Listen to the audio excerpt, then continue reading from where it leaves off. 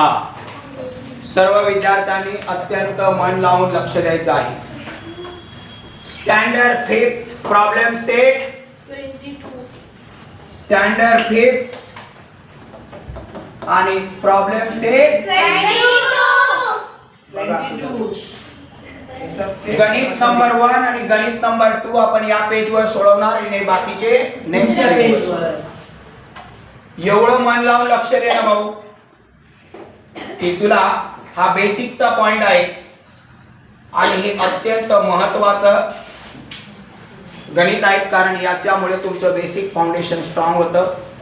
5वी पासून तर direct step by step 10वी पर्यंत लय महत्त्वाचा प्रॉब्लेम सेट आहे. बाळा लक्ष दे. ज्या मुलाला हे येत नाही त्याला पुढे चालून पण प्रॉब्लेम येणार आहे. त्यामुळे मनाला मन लाव आणि गणिताला ध्यान लाव. Okay sir. कळलं? चल, हे पहिलं गणित आहे. मी या गणिताला इथं लिहितो. हे गणित असं आहे, बरोबर का रे? मला एक सांग, इथून पासून माझं आन्सर चालू. मला एक सांग, 4च्या टेबल मध्ये 8 येतात का रे? किती नंबरला येतात? व्हेरी गुड, छान बोललास, पहिल्यांदाच बोललास. मग 4च्या टेबल मध्ये 8 येतात, किती नंबरला येतात बाळा? 2. म्हणून मी या 4ला 2 नी गुणणार आणि यालाही 2 नी. का बरं? कारण मला छेद डिनॉमिनेटर काय करायचं आहे? सेम करायचं आहे. काय करायचं आहे? सेम करायचं आहे. समजलं सगळ्यांनी?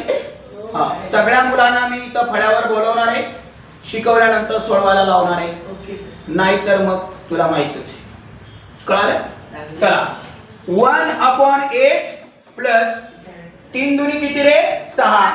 4 दुनी किती रे? 8. झालं का बरं हे सेम? आणि हे सेम आहे म्हणून हे एकदार जसंच तसंच. हा 1 आणि हे 6. 6 ने किती झाले? 7. आणि हा 8 जसाचा. म्हणजे आपलं फायनल उत्तर किती आलं? 708. हे 7वीला सगळ्या वर्गांसाठी बेसिक आहे. अत्यंत महत्वाचा एक्सरसाइज. जरी आपण 5वीचं शिकत असेल तरी सगळ्या वर्गांना, सगळ्या मुलांना बेसिक फाउंडेशन मध्ये फ्रॅक्शन आलंच पाहिजे. त्याच्याशिवाय तुला काय येणारच. आता आहे पुढचं गणित. भाऊ मन लावून लक्ष दे. हे सगळ्यांना कळालं? चला, आता आपण गणित नंबर 2.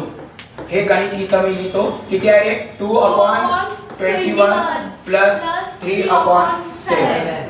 मन लावून लक्ष दे. बोलू नको रे पाठीमागे. आता उत्तर किती दिलंय आपण?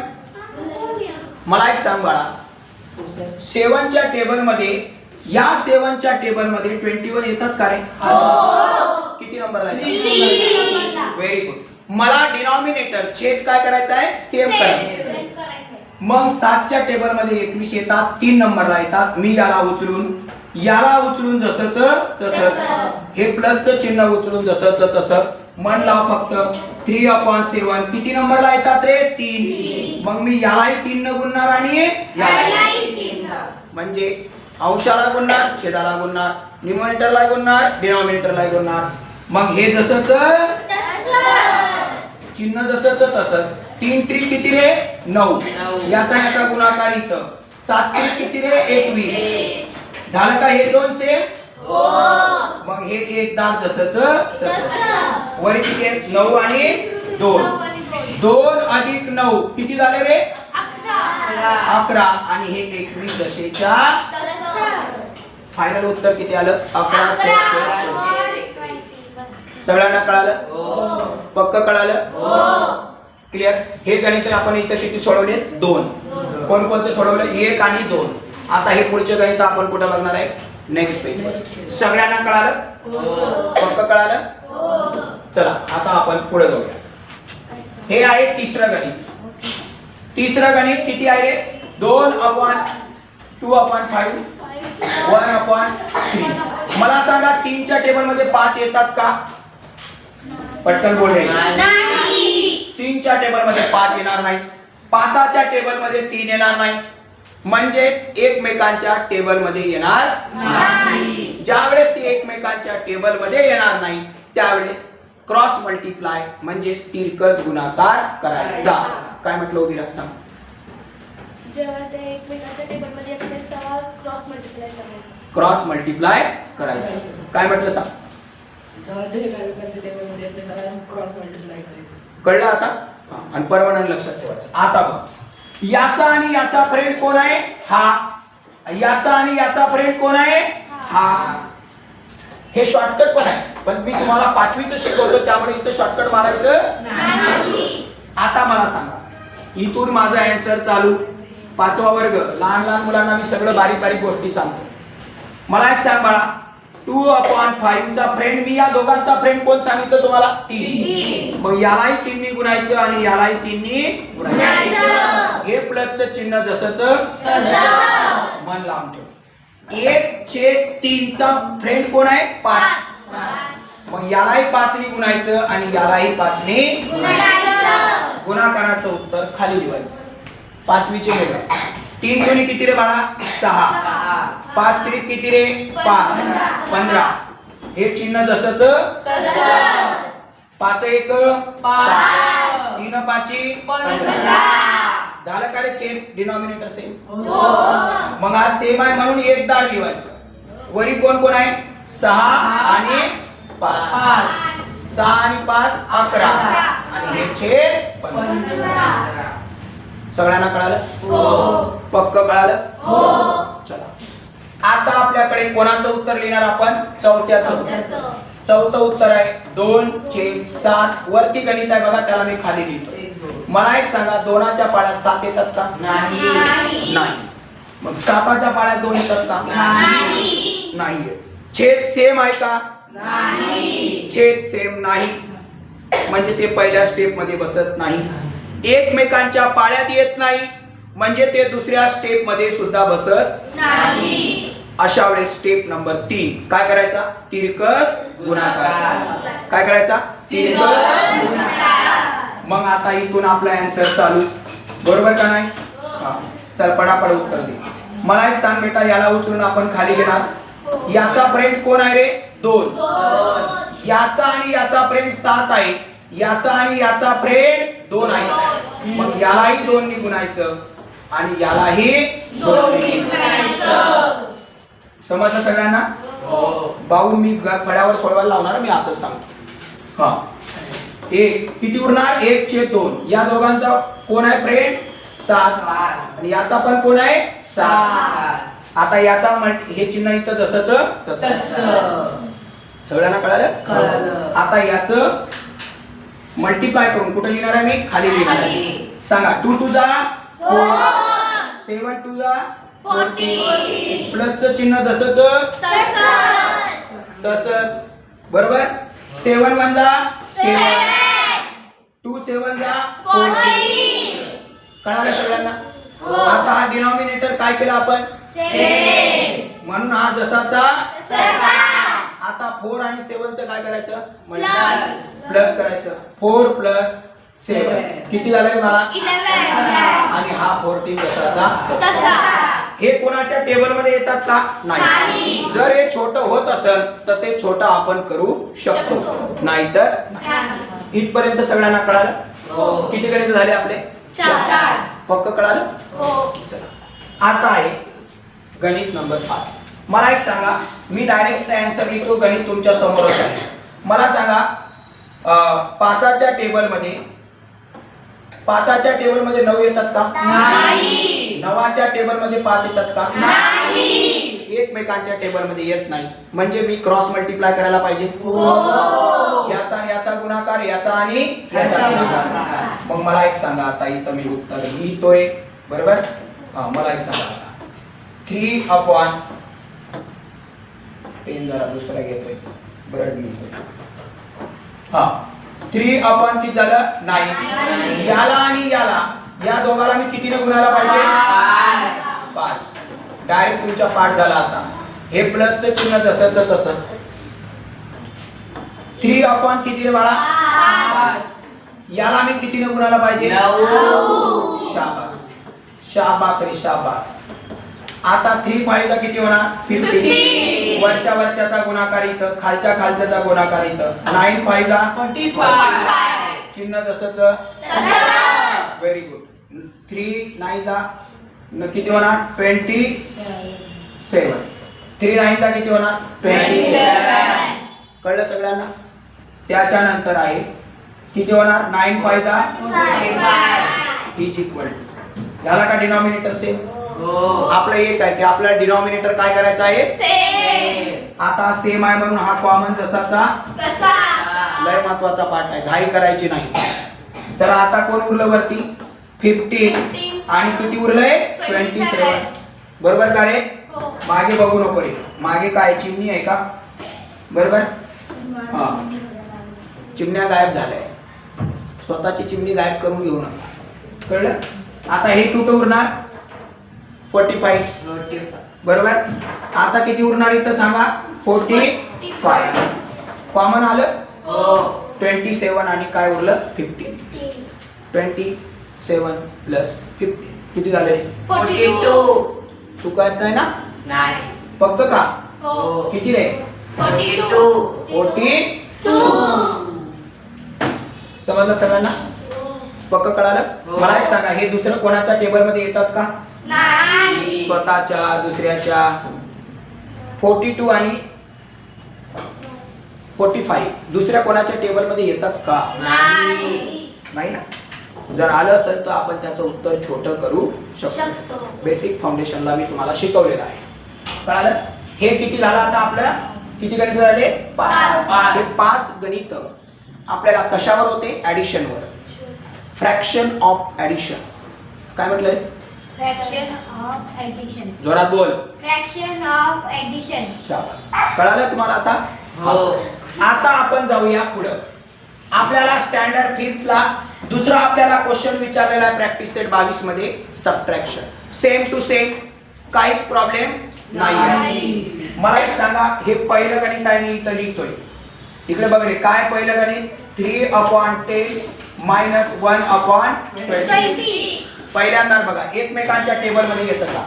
पहिले हा डिनॉमिनेटर सेम आहे का नाही. डिनॉमिनेटर सेम आहे का नाही. चला एकमेकांच्या टेबल मध्ये येतो का कोण म्हणलं नाही. 10 च्या टेबल मध्ये 20 येतो ना. किती नंबरला येतो रे व्हेरी गुड. लक्ष दे. किती नंबरला येतो रे 10 च्या टेबल मध्ये 20 2 नंबरला येतो. मग मी याला किती ने गुणायला पाहिजे 2. याला 2 ने मल्टिप्लाय करायला पाहिजे. आणि हे मायनस चिन्ह उचलून खाली आणि हे पण उचलून खाली. 2 3 6 आणि हे किती होणार याचा मल्टिप्लाय किती होणार 10 to the 20. हे चिन्ह जसंच तसंच आणि हे उचलून काय करायचं खाली करायचं. झाला का डिनॉमिनेटर सेम. मग सेम झाला असेल तर तो एकदाच घ्यायचा आणि हा वरचा वरचाचा काय रे मायनस आहे. मग काय होणार सांगा 6 - 1 किती उरलं रे बाळा 5/20. आता लक्षात ठेवा हे याचं मी छोटं करू शकतो. बघा 5 1 जा 5 5 4 जा 20. बरोबर. म्हणजे माझं छोटं उत्तर किती आलं 1/4. तुम्ही हे उत्तर लिहिलं तरी बरोबर आणि 1/4 लिहिलं तरी बरोबर. समजलं. पक्क कळालं. लय महत्वाचा पार्ट आहे. कळालं. आता पुढं इकडे लक्ष दे. तुला मी गणित फळ्यावर सोडवायला लावणार. सगळेच्या सगळे गणित तू फळ्यावर सोडवायला लावायचे. कळालं. नाही तर मग इथंच थांबायचं इथं झोपायचं घरी नाही जायचं. आता दुसरं गणित किती आहे 3/4 मायनस 1/2. आपण याचा आता इथं आन्सर लिहिणार आहे. मला एक सांगा 4 च्या टेबल मध्ये 2 येतात किती नंबरला येतात व्हेरी गुड. म्हणजे मी याला उचलून कुठे लिहिणार खाली. चिन्ह तसंच 1/. मला खाली 4 पाहिजे. बरोबर आहे ना. 2 च्या टेबल मध्ये 4 येतात किती नंबरला 2. मी याला 2 ने मल्टिप्लाय करणार आणि याला 2 ने हे उचलून जसंच तसंच हे मायनस 2 1 जा 2 2 2 जा 4. आता माझा डिनॉमिनेटर काय झाला सेम. समजलं? म्हणून सेम झाला म्हणून तुम्ही एकदाच घेणार. वरती काय आहे? वरती काय आहे? 3 minus 2. शाबास. 3 minus 2 1 1/4. Denominator same. आणि बिलकुलही घाई गडबड बिलकुलच करायची नाही. बिलकुल शांत डोकं लावून जेवढं सांगितलं तेवढं व्यवस्थित करायचं. टेबल बरोबर म्हणायचं. कळालं? चला आता आपले किती गणित झाले? 2. आणखी कॉन्सेप्ट क्लिअर होईल. Practice set 12. आता आपलं गणित नंबर आहे 3. काय रे बाळा? 6/14 minus 2/7. बरोबर. मला एक सांगा 7च्या टेबल मध्ये 14 येतो का? किती नंबरला आहे? 2. Very good. आता माझं इथून आन्सर चालू. बरोबर. म्हणजे मी याला उचलून कुठे लिहिणार आहे? खाली. या दोघाला उचलून मी खाली लिहिणार. हे मायनसचं चिन्ह जसंच. बरोबर. 2 हे माझे किती आहेत रे? किती आहे? 7. मला इथं 14 पाहिजे तर मी याला कितीने गुणलं पाहिजे? 2. 7 दुनी 14 येतात. आणि वरी पण मी कितीने गुणलं पाहिजे? 2. वरी पण कितीने गुणलं पाहिजे? 6 हे उचलून खाली. मायनसचं चिन्ह पण उचलून खाली. मी प्रत्येक स्टेप सांगतो, प्रत्येक शब्दाला बोलतोय. लक्ष दे. 2 2 जा 4 होणार. बरोबर. आणि 7 2 जा किती होणार? 14. हा बघ डिनॉमिनेटर सेम झाला का? बरोबर ना? सेम झाला का नाही? इथं 4 सेम झाला का नाही? मग हा सेम झाला की किती वेळा? एक वेळा. या दोघांचं एकच वेळा. वरती काय? 6 minus 4. किती उरले रे? 2. 14. हे आपलं फायनल उत्तर. याचं मी छोटं पण करू शकतो का नाही? 2 1 जा 2 2 7 जा 14 म्हणजे 1/7. आता माझं 2/14 लिहिलं तरीही बरोबर आणि 1/7 लिहिलं तरीही बरोबर. 5वीला इथपर्यंत लिहितात. आपल्याला पुढं आहे नंतर त्याचं काय करू शकतो आपण छोटं. 5वीला तुम्ही एवढं लिहिलं तरीही बरोबर आणि हे लिहिलं तरी बरोबर. तुम्हाला कोणी चूक देणार नाही. क्लिअर. आता आपलं हे सगळ्यांना समजलं. काय बघतो आपण? डिनॉमिनेटर एकमेकांच्या टेबल मध्ये. आता बाळांनो लक्ष द्या. हे गणित नंबर किती आहे? 4. मला एक सांगा. गणित मी इथं खाली लिहितो. मन लावून लक्ष दे बाबा. मला सांग. मन लावून सांग. 6च्या पाळ्यात 5 आहे का? 5च्या पाळ्यात 6 आहे का? म्हणजे एकमेकांच्या टेबल मध्ये यावेळेस मी तुम्हाला सांगितलं काय करायचं? Cross multiply. तुमचं बेसिक एवढं स्ट्रॉंग आहे. तुमच्या सारख्या मुलांचं बेसिक हे कोणत्याच शाळेतल्या मुलांचं नाही. मला पूर्ण माहिती आहे की आपण जे उन्हाळ्यात 2 महिने क्लास घेतोय, समजलं? जे उन्हाळ्यात 2 महिने फ्रीमध्ये क्लासला येतात त्यांचं बेसिक फाउंडेशन एवढं स्ट्रॉंग असतं की त्या मुलांना शाळेचं गणित सोडवताना, इंग्रजी समजून घेताना, कोणतीही गोष्ट समजून घेताना त्यांना अवघड जात नाही. हा बेसिक फाउंडेशन तासाचा फायदा होतो तुम्हाला पेपरमध्ये. कळालं? चला मग मला एक सांगा. आपण काय करणार? Cross multiply. 4/6. याचा आणि याचा फ्रेंड कोण आहे रे? 5. मग मी यालाही 5 न गुणलं पाहिजे आणि यालाही.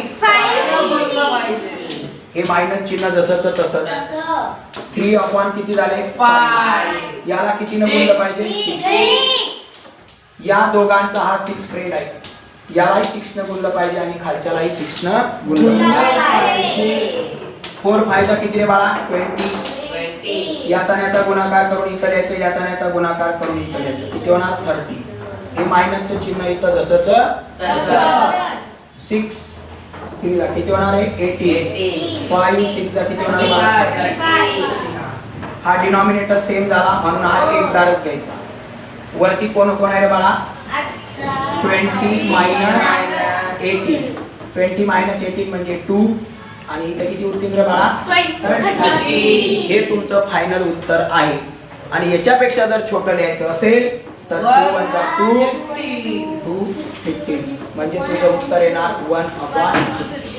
5वीला इथपर्यंत आहे बरोबर आणि पुढे लिहिलं तरीही बरोबर.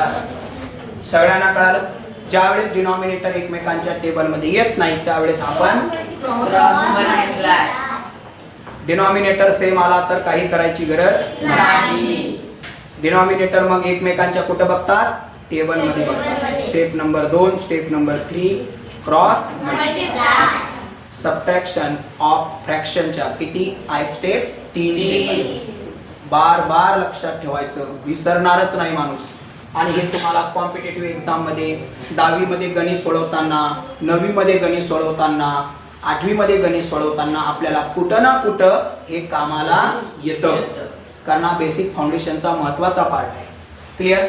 आता आपण कोणतं गणित बघणार आहे? लास्ट गणित बघणार आहे, 5वं. ओके, गणित तुमच्या समोर आहे. आपण आन्सर लिहिणार आहे 2/7 -1/4. याच्या टेबल मध्ये हे येत नाही, याच्या टेबलला हे येत नाही, याच्या टेबल मध्ये हे येत नाही. बरोबर का रे? मग आपण काय करणार? क्रॉस मल्टिप्लाय करणार. लक्ष दे रे भाऊ. 2/7. या दोघांचा फ्रेंड कोण आहे? 4. या दोघांचा फ्रेंड कोण आहे? 7. आणि या दोघांचा फ्रेंड कोण आहे? 4. मग 2/7. या दोघांचा फ्रेंड कोण आहे? 4. याला 4 ने मल्टिप्लाय करायचं आणि याला 4 ने मल्टिप्लाय करायचं. या दोघांचा फ्रेंड कोण आहे? 4 आहे. कळालं का रे? हे मायनस जसंच 1/4.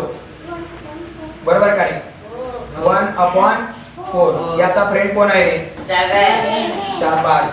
हे 7. बोला 4 टूचा किती होणार? 8. हे किती होणार? 28. हे मायनस जसंच तसंच. 7 1 जा 7. हे किती होणार? 28. आता हा डिनॉमिनेटर काय झालाय? सेम. म्हणून हा जसाचा तसा. वरती काय उरलं रे? 8 - 1 किती होणार रे? याचं काही छोटं होत नाही, त्यामुळे ते ॲज इट इज जसंच तसं. हा तुमचा होता प्रॅक्टिस सेट 22 स्टँडर्ड 5th. सगळ्यात महत्त्वाचं की प्रॅक्टिस करायची, आणि प्रॅक्टिस करायच्या नंतर ते तुम्ही ज्यावेळेस एक्झाम आता आपली दिवाळीला ऑक्टोबर महिन्यामध्ये असणार, रिव्हिजन मारायची. जर कदाचित तुम्ही विसरणार तर नाहीतच, कारण आपले पेपर असतात डेली, प्रॅक्टिस असते. मी केव्हाही विचारतो, विसरणार तुम्ही नाही. जर विसरले तर आपल्या यूट्यूब चॅनलला बघायचं. सर्वात महत्त्वाचं एवढं बेसिक पासून आपण शिकवतो. पहिल्यांदा यातलं आपल्या महाराष्ट्रातील तुमचं जे आपले मित्र आहेत त्या मित्रांचा याचा फायदा होऊ द्यायचा आहे, कारण आपल्याला शिक्षणाचा प्रसार करायचा आहे. चांगलं शिक्षण, दर्जेदार शिक्षण खेडोपाड्यामध्ये आपलं पोहोचलं पाहिजे. बरोबर का नाही? आपले सगळे इकडे पाहुणे असतात, आपला व्हिडिओ यूट्यूबला असतोच, सगळ्या इकडे काय करायचं? तुमच्या यूट्यूबला पाठवायचं. सर्वात महत्त्वाचं त्यांना सांग म्हणा सबस्क्राईब करून टाका आपल्या चॅनलला. मुलांचं जीवन बदलणारं चॅनल म्हणजे आपलं आहे. अत्यंत बेसिक. येणाऱ्या 3 ते 4 वर्षामध्ये आपण मुलांचं अक्षरशः महाराष्ट्रातील मुलांचं शिक्षणाच्या बद्दल जो काही दृष्टिकोन आहे पालकांचा तो आपण काय करणार आहे? बदलणार आहे. पूर्ण टोटल बदलणार आहे, ऑनलाईन आणि ऑफलाईन सुद्धा. समजलं? क्वालिटी आणि गुणवत्तापूर्ण शिक्षण मुलांच्या डोक्यात जाईल असं शिक्षण, अत्यंत कमी किमतीत शिक्षण देणारा आपला क्लासेस आहे. त्यामुळे तुम्हालाही तुम्ही तुमच्या मित्राला काय करायचं? व्हिडिओ पाठवा आणि सगळ्यांनी आपल्या या सोशल मीडियाचा काय करायचं? लाभ घ्यायचा. थँक्स.